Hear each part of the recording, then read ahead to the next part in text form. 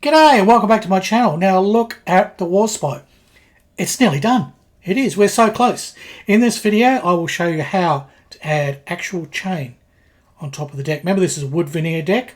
Well, it came with some chain in the kit, but it was all coppery, so I had to find out a way to get it the right colour. So chains in there, in their horses, around their capstans, through the holes, round and round you go, and nobody knows where you stop. Yep. Look at the mast. I have done something special with this mast. See if you can figure out what it is. It's very different to how the kit's mast was. There's a lot of scratching going on there. It's so subtle. And the thing is, you know I've done it right because you can't tell that anything's changed. But a lot has. That is a very different mast to the one that Airfix supplies.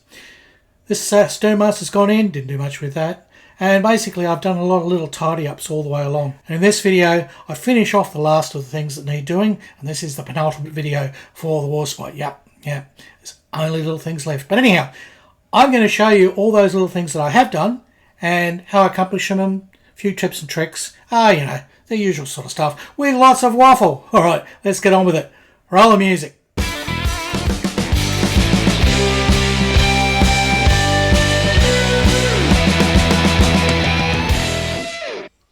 These are the last few parts I have left to put on the Warspite. So let's have a look. The anchors, talked about them in a previous video, and I have the chain. Now the chain is a nice little sort of copper one by looks of things, and that of course is the wrong colour. They didn't have copper chains on the Warspite. No, they would have been steel chains and they would have been all painted grey.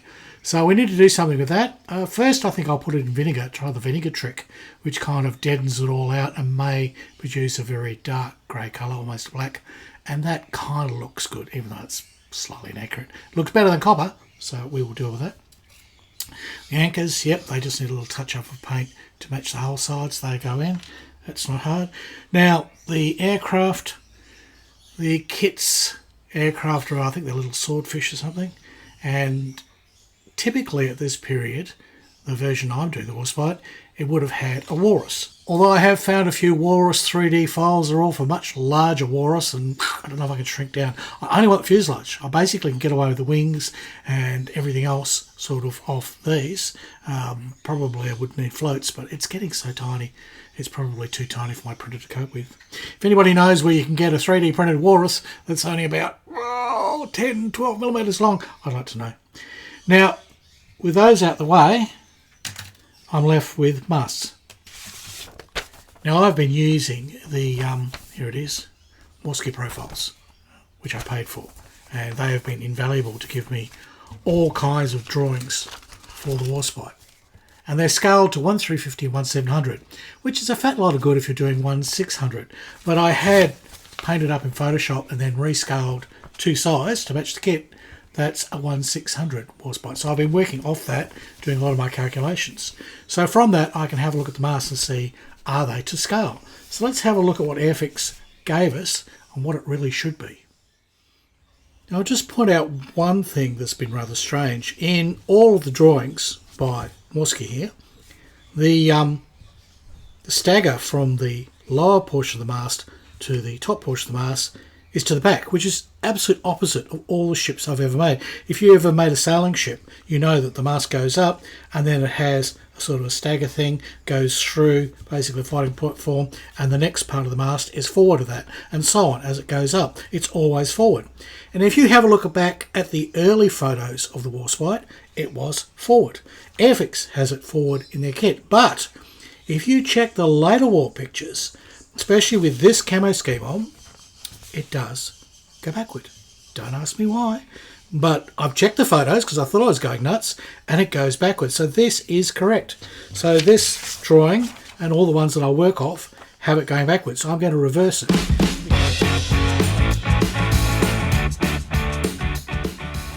This is the part that was taken off the very first Warspite I remade when I came back to the hobby. Not the very first one I ever made.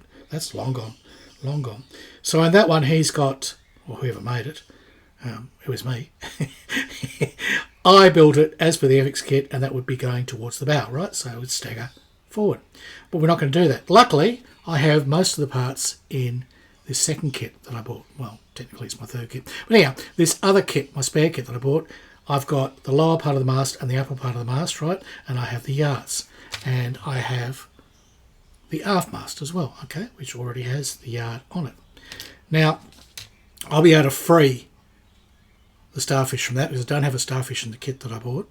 So that's the starfish from my one. Luckily, I can cut that away completely, and then I can melt off all the paint, and I will re-drill the locating holes. This allows me to then build it as per how it should be. So I'll put it around that way. It's a bit of a rivet counting thing, I know, but I'd like to get this accurate.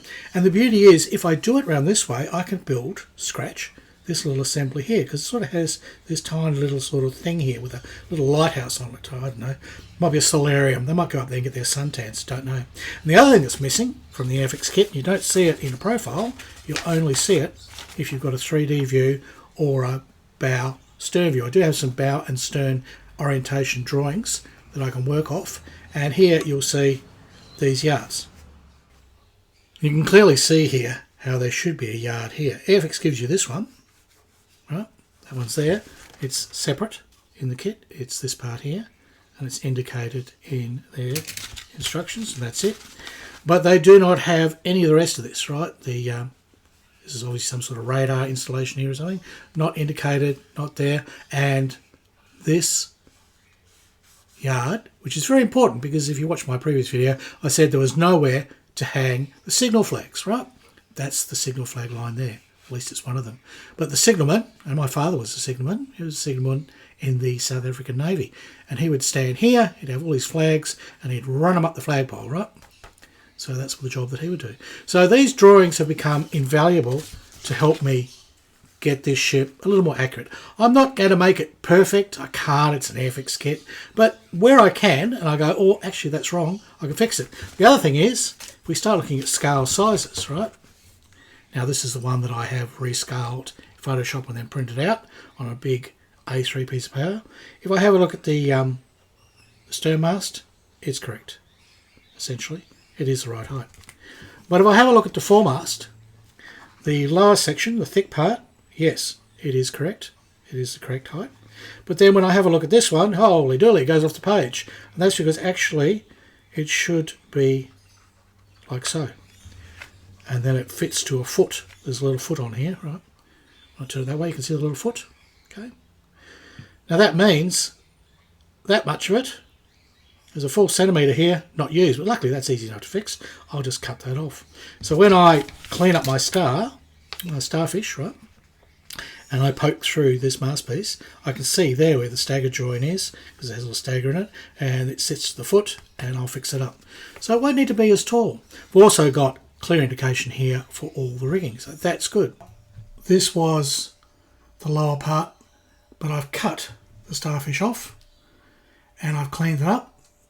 It took quite a bit to get all the gunky paint off it, all that Tamiya black that I had on the thing, and I re-drawed it out and set it so that is ready to go. I have from the new donor kit the lower section here, so that's fine. That can go over the top of here. Now I've got to watch which way this goes because that has to face the rear, that little step. As I said, it's all sort of back to front on this one. So I have to make sure that that goes forward of that. So that will go on there, that's fine. And then I have my upper piece, which is essentially the same part from the Airfix kit, but I've shortened it that little bit so that now, and after a little bit of persuasion, that's gone in. And I've cemented that in place because it was just too wobbly otherwise. So that is how it will look with this part going to the stern and this part goes to the bow. Now I've got a few little things to add. As you see in my diagram, there's this little thing here which is said was a solarium or something. I'm not sure what it is. It's obviously some sort of lookout observation thing. So the best I could come up with is this here. It's a cylinder which was hollow, so a tube. I managed to put another piece of plastic into it. I don't know if you can see, but there are tiny little holes in it. The camera won't pick it up. I actually drilled out some little holes. Maybe once I get some paint on this, you'll see I kind of drilled a whole lot of holes around it gently, which will be sort of pretend windows. So let me put that together, and I've also got the yard that was in the kit, which I'm now using as the lower one, and for the upper yard, which is where kit normally would have you put that plastic part. I've gone with a thinner piece of brass. So let me assemble that all together and we should have a new rear facing mast.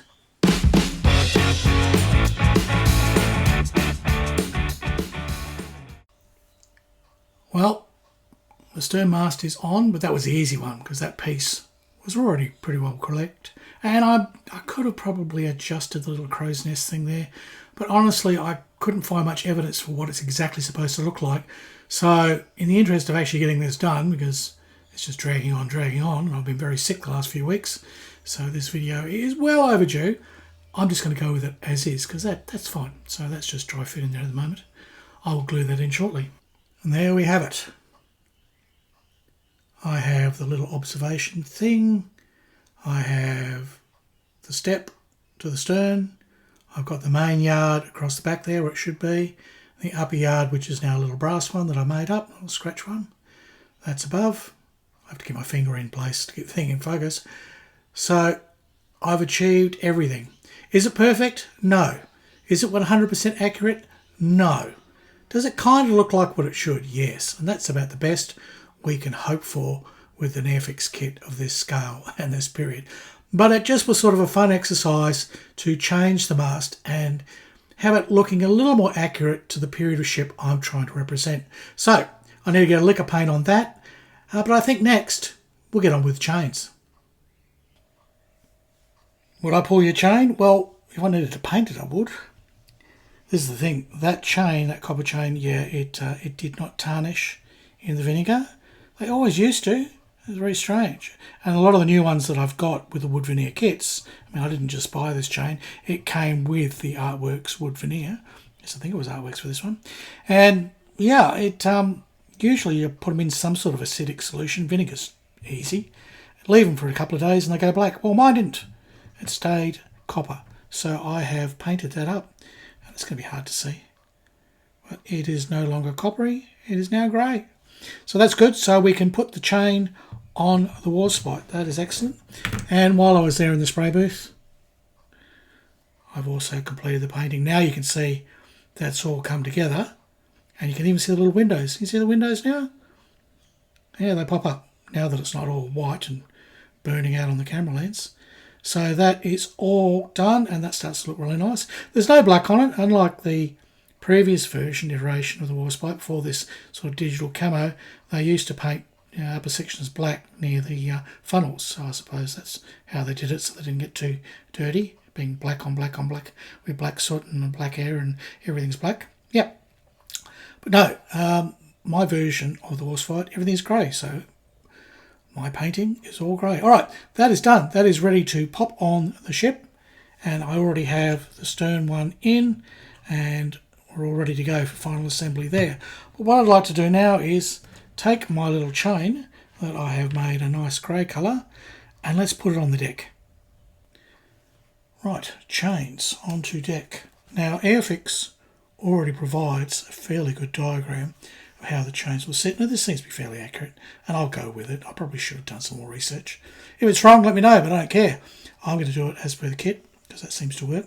Now all the chains come out of the horses here, those holes, right, called horses, up, and they go over the starboard side. Right, starboard side is this side of the ship. Port's always that side of the ship, it's the left side if you're facing forward. Right? So they come from the horse hole through around the starboard side of the capstan, round, and then they fall into a little hole here which goes into the deck where the winch is. So we have our horse holes and we have our various capstans, and you can see if they all go around the starboard side they'll fall nicely into that little hole which goes down into the deck where the winches are. So that's good. So I've already pre-drilled my holes and I used a drill bit that was big enough that my chain links will fall through. So they should all easily fall into those holes. So you really don't want too much mucking around. There we go. See, it falls in. In fact, you can now see the difference. On the right there, that's copper. On the left is the dark grey paint that I put on. So it's well worth doing it. Well worth painting them.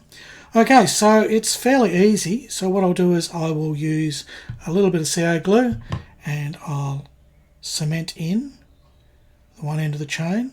Once that's dry, cemented and cured, I'll wrap it around and drop it through there and trim it to size. Here we go.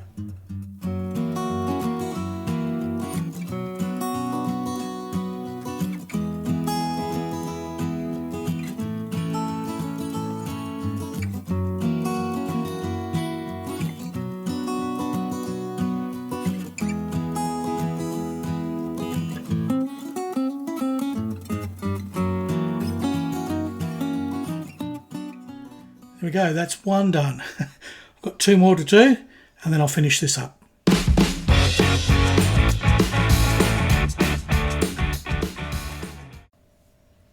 little time later and I have all those chains in. Now they're not to scale. I mean, these things are huge. The links would probably need to be about half those size. You know, it's they're giant links. But this is a 1/600 scale model and that's all I got to work with. So, you know, I'll go with it.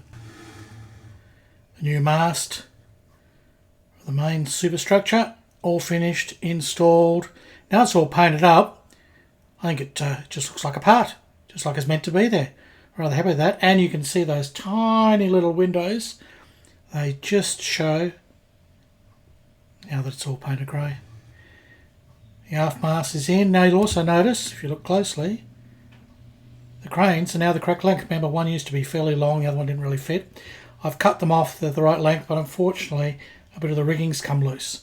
So that will be a subject for the next video, in that I will do the rigging. I'm going to let all this set. I've got everything glued in here. I'll let that all set in place.